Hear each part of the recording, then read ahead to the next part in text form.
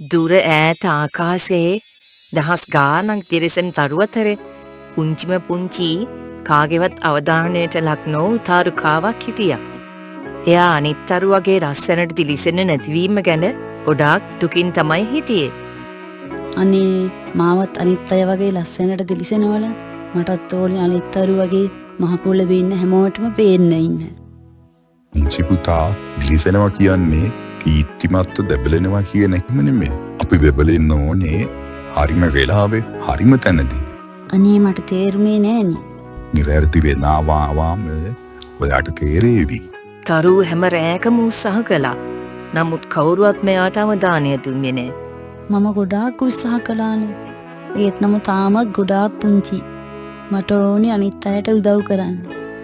ඒත් සමහර විට මම වැදගත් නැතුව ඇති. මේ අතරේ පහලින් තියෙන වනාන්තරයක මිමී කියන හාපැටියා ගෙදර යන්න පාර හොයාගන්න බැරිව කැලේ අතරමං වෙලා හිටියේ. කැලේ තියෙන අඳුරයි සීතලයි උලඟයි නිසා එයා ගොඩාක් බය වෙලා හිටියේ. අයියෝ මම සෙල්ලම් කර කර ඉන්දියා මිසක් ගෙදර යන්න බැරි වුණානේ. දැන් මට පාර හොයාගන්න බෑ. මිනී වටපිටාව හොඳට බැලුවා. හැම තැනම කළුවරයි. එයාට පාර හොයාගන්න බෑ. මිනී අඬන්න පටන් ගත්තා. මොකද්ද ඒ සද්දේ? කවුරු හරි අඬනව නේද? තාරු දැක්කා පුංචි හාපැටියෙක් කැලේ අතරමං වෙලා අඬා ඉන්නවා. අනේ අතරමං වුණ හාපැටියෙක්. මං උදව් කරන්න ඕනි. අනේ ලේස් මං ගොඩක් පුංචිනේ. තාරු පුතා මේ තමයි නිවැරදිම වෙලාව. ඔයාට හදවතින්ම දැබලෙන්න ඕනේ. ඔයා කොච්චර පුංචිද කියන එක මේ වෙලාවේ වැදගත් නෑ. තාරු දිග උස්මක් එක්ක එතන ධෛර්යය අරගෙන හෙමින් දැබලෙන්න පටන් ගත්තා.